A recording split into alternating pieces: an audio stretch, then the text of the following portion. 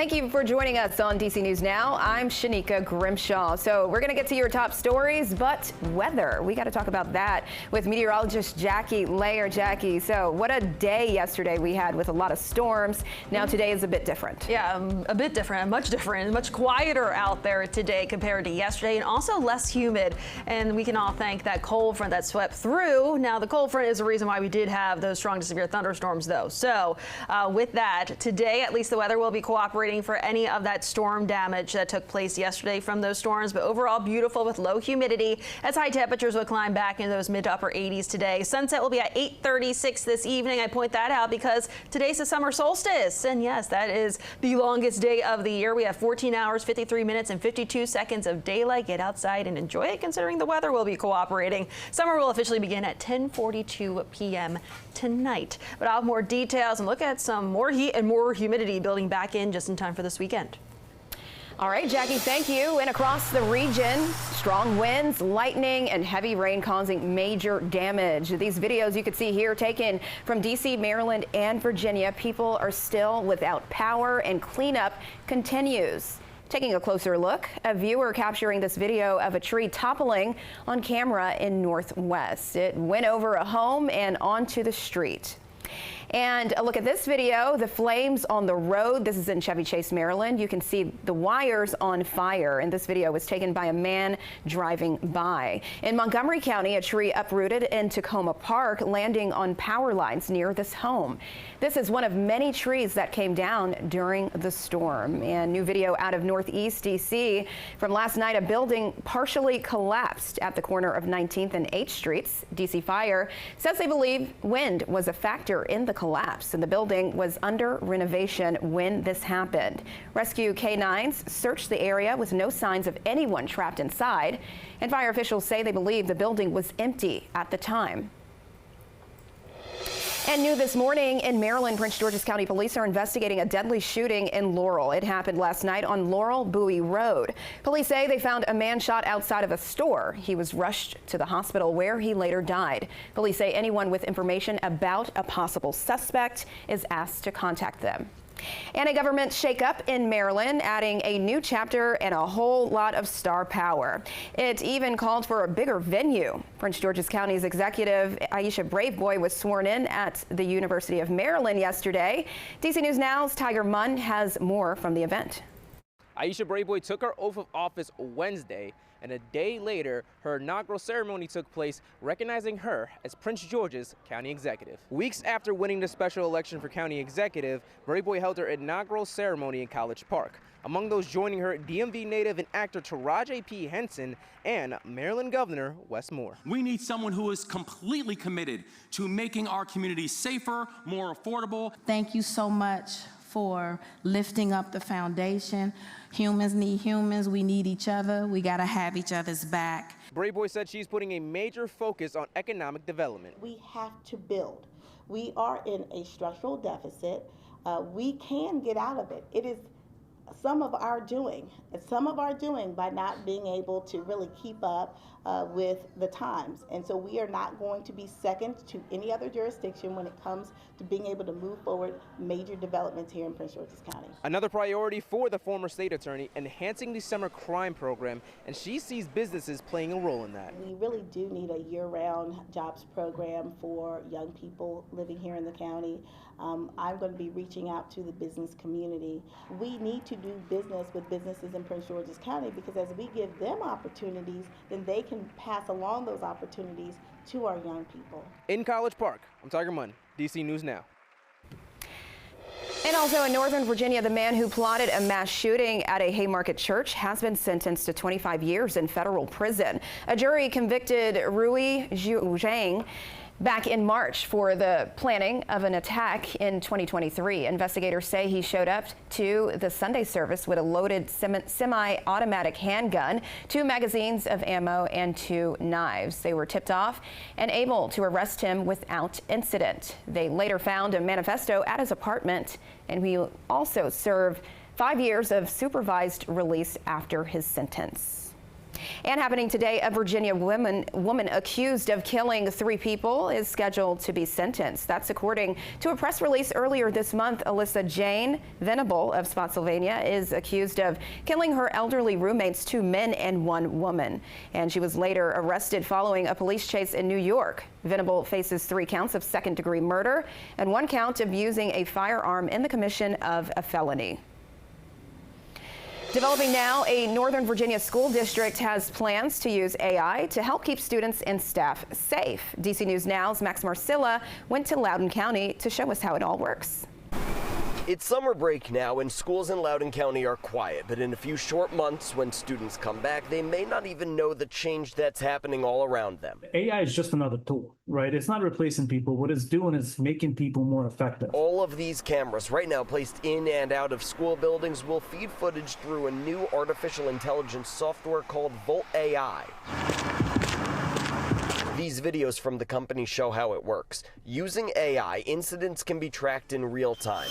This example is of an unauthorized person coming into an office. There are also videos from Volt AI showing how the software is designed to stop people with weapons, pick up when a fight is just starting, and also for potential medical emergencies. In all of these different scenarios, we notified the right people to get to the right place. Dmitry Sokolovsky, the company's co-founder and CEO, says this tech can make schools aware of instances they may not be aware of otherwise. The challenge is that if the kids know that no one's around and they can pick a fight. According to the Washington Post, this software will cost just north of $1 million for the first year. It's a 5-year contract that gets to be reviewed each year, but it's part of a larger safety effort by the school district that could also include weapons detectors at some sporting events. But beyond a hope the software can help track and respond to any number of incidents, the hope is it could also influence how students act. With our technology, what we actually see is that once kids realize that this is deployed at their school, their behavior changes at the school. In Loudoun County, Max Marcilla, DC News Now.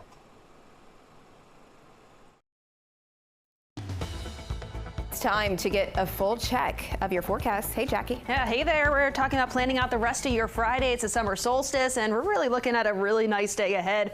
I know we had that active weather yesterday with that severe thunderstorms that rolled through. So thankfully today the weather is cooperating for any of that storm cleanup. We'll have ample amounts of sunshine, lower humidity as high temperatures will climb mid to upper 80s. Sunset will be at 8:36 this evening. Temperatures range to those lower 80s by that point. And speaking of sunset, we're talking about the amount of daylight hours that we'll have for the day today. Today it is the summer solstice. That's the astronomical start to the summer season, and we have 14 hours, 53 minutes, and 52 seconds of daylight. That's 5.5 hours more daylight compared to the winter solstice. So get outside and enjoy it. At least also the weather is cooperating with that summer solstice as well. Summer will officially begin at 10:42 p.m. tonight. As we look ahead towards the weekend, though, certainly going to feel like summer. Today, feeling nice out there with high temperatures well into those mid upper 80s. Now tomorrow and Sunday, we see those 90s returning. Now Saturday, lower 90s as that humidity slowly starts to build in. However, Sunday, already a DMV first warn day. That will likely be the first day of our prolonged period of hot and humid air. We're talking about some dangerous hot and humid air returning to the area. Upper 90s Sunday, heat index values likely into the triple digits into the afternoon hours. We're talking about high temperatures on Sunday at 97, but look at Monday and Tuesday, 99 degrees. Could we see a couple areas reaching the triple digits on the thermometer? Yes, but heat index values will likely be over 105 degrees at times on Monday and Tuesday, so we could see some of those extreme heat watches going into effect. That'll be something that we'll continue to monitor. Upper 90s still on Wednesday, so we did make DMV first warn days from Sunday all the way through Wednesday, especially considering those heat index values will be well into the triple digits. 94 by Thursday, as we'll see some spotty thunderstorms expected as temperatures do drop a little bit, but still going to be hot that day, and you still want to make sure you're staying cool and staying hydrated. The heat risk Sunday turning major across much of the area, but as we look towards Monday, Tuesday, and Wednesday next week, we see more of the area included in that extreme category as we look ahead towards Monday. And then Tuesday as well, that extreme category expands. So with that extreme category, that means everyone needs to make sure that you're staying cool, staying hydrated with this dangerous heat that's going to be building in over the course of several days. And not only that, those overnight lows really not providing providing much relief. We're talking about those lows only back to right around 80 degrees. And also check in with your neighbors to make sure that they are also staying safe and staying cool through that prolonged period from Sunday to Wednesday. By Thursday, like I mentioned, some spotty storms, high temperatures, low 90s. All right, Jackie, thank you. Well, the sweltering heat in store for the DMV means staying cool and hydrated, but also affects your medication. Our Chris Flanagan spoke with a doctor to learn more about medications and what should not be exposed to high heat. Their conversation is what's going around. In many ways, they can affect the medication. So one is the simplest way, in that if certain medications get overheated, they become ineffective. And two of the things I can think of offhand are insulin and EpiPens. Both of those cannot get too hot, otherwise the medication won't work. And then other ways that medications can be affected is at times if your blood volume changes. For instance, you start sweating a lot, you're very hot, you lose blood volume, then the concentration of the medication in your blood can increase.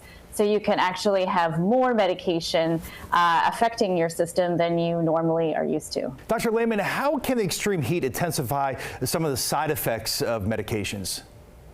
Yeah, sure. So one example might be something that people know well, something like an antihistamine, like a Benadryl. So if you take that medication, it can inhibit your body's ability to sweat. And sweating is a natural way to help us cool off. So that's a good example. Another way is many patients take what they call fluid pills, which we know as diuretics. Probably the most common one is Lasix. And those medications are designed to have your body urinate more so that you get rid of extra blood volume, and that helps to control your blood pressure. But when you're out in the heat, you're already losing a lot more blood volume than you normally would be. So sometimes those medications can cause you to be more dehydrated, which can then lead to things like passing out. Dr. Lehman, what about medications that are delivered in the mail? A lot of people, get their pills through the mail. What should we do? What should we know to be safe? So one thing I would do is just check with your mail order pharmacy to be sure that they're packaging those appropriately, and also make sure that you know when your deliveries are coming. So many services will provide an update so that they don't sit in unrefrigerated trucks out on the step waiting for you to come home. So you may want to ask a neighbor or a friend to receive them if you know you're not going to be home when they come. Dr. Lehman, what are you all seeing at the hospital now with the heat and medications? Are you seeing an increase in patients coming in?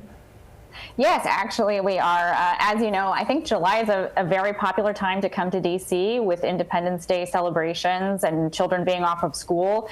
So I actually have seen an increase in the amount of tourists coming to the ED with heat-related illnesses, especially in people that are trying to get around DC in the middle parts of the day when the heat tends to be at its worst. All right, thank you. All right, there are still plenty of Juneteenth celebrations happening across the DMV, and the holiday, which was yesterday, June 19th, marked the day the last Confederate state got word of President Lincoln's Emancipation Proclamation. Now, that's freeing enslaved people in 1865. And in the district, many people in the community coming together to march across the 11th Street Bridge in a walk for freedom yesterday. The bridge connects Navy Yard to Anacostia, and it marks the same path many formerly enslaved people walked to freedom. We're walking on sacred ground. This is where people that have made history that changed the world have walked before. It is an honor to walk in their footsteps and to take that history forward. Juneteenth events are happening all throughout the weekend, but for a full list, you can go to our website at dcnewsnow.com. And the Washington Nationals breaking their 11-game losing streak. They beat the Colorado Rockies in the final match of their 4-game series yesterday, 4-3. The Nats have Moco native James Wood to thank. He finished the game with a walk-off home run. And that's all the time we have for you this morning on DC News Now, but be sure to stick around for more news and weather coming up on the news at 4 p.m.